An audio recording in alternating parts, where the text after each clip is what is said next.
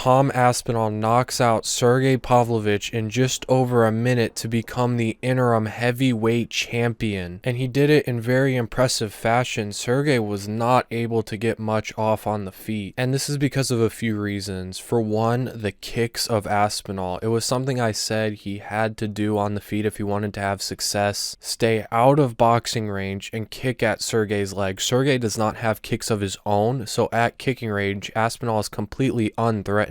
I mean, the first leg kick Aspinall threw like 3 seconds into the fight rocked Sergei, almost knocked him off his feet, and he landed many more leg kicks throughout the fight, and even threw a high kick at one point that Sergei was able to block. He was sort of trying to condition him with the leg kicks and go for the high kick. But the reason these leg kicks were so effective is because Sergei, for one, does not check leg kicks. He's never had to check leg kicks. Most of his opponents are strictly boxers. Derek Lewis, Curtis Blades, Tai Tuivasa has some leg kicks, but I'm pretty sure he only threw like one in the fight. Whereas Aspinall is a very well-rounded striker. And then the other reason these leg kicks were so effective is because of the way Sergei stands. He stands like a boxer, which means he's got a lot of weight on his front foot, meaning he can't get out of the way of the leg kicks or lift his foot to check them. And that's why those kicks continuously landed, and they did a lot of damage. They knocked Sergei off his feet twice, and it sort of brought him out of his shell. Because Aspinall was sitting out of boxing range, which is where Sergei wanted to be, continuously kicking at him and moving, which I'll get into in a second, Sergei couldn't fight this fight patiently, which I said he had to. He couldn't stick behind his jab and set up the right hand. He had to recklessly enter into range, leaving himself exposed, and then try and catch Aspinall. Speaking of Tom Aspinall's footwork and movement, another reason why Sergei was not able to have much success on the feet was because Aspinall just kept moving. He didn't stand still in front of Sergei like a lot of Sergei's past opponents, Curtis Blades, Derek Lewis, for example, did. He used his superior footwork, constantly moved, which made it harder for Sergei to catch him with the hands, and Sergei didn't have the ability to cut off the cage, so Aspinall just kept circling away, and he was circling into the power hand, but because he was out of boxing range, he didn't have to worry about getting caught, but he did get caught once, where Sergei enters in with a right hand and then lands a left hook that definitely stuns Aspinall, and he landed this left hook because Aspinall just stood still. He didn't use his footwork. He didn't move away. He just tried to use head movement and trade with Sergei, and that ended up getting him caught with the left hook. Now, credit to Aspinall's chin for taking that punch. He didn't get hit clean, but it was still definitely a good shot. The footwork wasn't the only thing confusing Pavlovich, as Aspinall was constantly feinting, constantly moving, giving Sergei so many different looks that he just couldn't figure out, and this was further emphasized by the fact that Aspinall had the speed advantage, which is something Sergei isn't used to. Sergei is very fast for a heavyweight, and he's been the faster guy in pretty much every single one of his fights, but he went up against a guy who is the fastest heavyweight in my opinion, besides maybe Cyril Gane. And that speed difference definitely showed in this fight, as Sergei was coming in and out of range super quick, his footwork was super fast, and his punches were faster, and that's how Sergei got caught. Whereas Sergei throws the left hook, Aspinall throws his right hand, and he was just the faster fighter, so his punch got there quicker. The right hand stunned Pavlovich, pretty much had him out on his feet, and then Aspinall finished him with the 1-2. For the first time ever, Pavlovich not only got knocked out, but he got stunned and he got dropped. He had never been really that hurt in a lot of his fights, and he had faced a lot of power punchers. Sergei's chin had looked amazing in his past fights, but Tom Aspinall was the one that was able to crack it. And part of the reason why Aspinall was able to time that right hand is because Sergei kept spamming the same combination every single time. As he would try and enter range, or as Aspinall would try and enter range, he would throw a left hook and then the right hand. He did that every single time, which made him extremely predictable. So picking up on that tell, as Aspinall enters into range, the left hook comes, Aspinall is able to avoid it and land the right hand down the center line because Pavlovich wasn't very defensively sound. This is something I said in my prediction video. Pavlovich has very good offensive offensive boxing, but defensively he leaves a lot of holes. He doesn't use any head movement, and he loops on a lot of his punches, sometimes overextends. He was more trying to brawl with Aspinall instead of staying technical, and that's how Aspinall caught him and knocked him out. Aspinall really exploited Sergei's one-dimensional game, and he looks amazing. I really want to see him versus Jones. He might be the best heavyweight on the planet. Him and Jones are top two for sure. Now, from everything Dana's been saying, it looks like they're still going to do the Stipe and Jones fight and just push Aspinall off to the side and see what happens after that fight, which kind of completely ruins the purpose of an interim title. But we all know the reason this fight was for the interim title and not just a #1 contender fight. And I think I know the reason why the UFC and probably Jon Jones would rather have the Stipe fight than the Aspinall fight. Jon Jones claims he wants the Stipe fight because it's the biggest legacy fight, because Stipe is the greatest heavyweight of all time. But in my opinion, and I think in the opinions of everyone outside the casual audience, would say the Aspinall fight would do more for Jones's legacy than a Stipe who hasn't fought in 3 years by that point, and in his last fight got knocked out cold by Francis. But I hope the Aspinall-Jon Jones fight happens. Aspinall might be Jones's toughest matchup, outside of Francis, of course, but Francis isn't in the UFC anymore. By the way, side note, Dana White was an asshole to that reporter. It was a very valid question. The UFC has done cross promotions before. They did it with Showtime and Mayweather Promotions. They sent their golden boy Chuck Liddell over to Pride, and they did it because they knew they would make a shit ton of money, and they would make a lot of money with Jon Jones versus Francis, because besides the Conor McGregor fight, that might be the biggest fight you could make in all of combat sports. But Jones versus Aspinall is a very interesting fight. On the feet, Jones probably has the advantage. He can use his reach well. Aspinall's not super defensively sound. He can post away, kick at Aspinall from range, but Aspinall is a lot faster on the feet, I would say, and is definitely much more powerful. And then on the ground, yeah, Jones is the better wrestler. He'll probably be able to take Aspinall down, and Aspinall probably won't be able to take him down. But Aspinall has very good grappling. So does Jones, but there's no way he's going to be able to get some easy submission off of Aspinall. I would definitely lean Jon Jones, but it's a tough fight. And then as for Sergei, he should take some time off, work on his game, come back and fight maybe Cyril Gane or maybe Jailton Almeida. But anyways, that is the end of the video. If you did enjoy, please be sure to subscribe, turn on post notifications so you never miss an upload. Comment your opinions down below, like the video if you did enjoy, and I'll see you guys in the next one.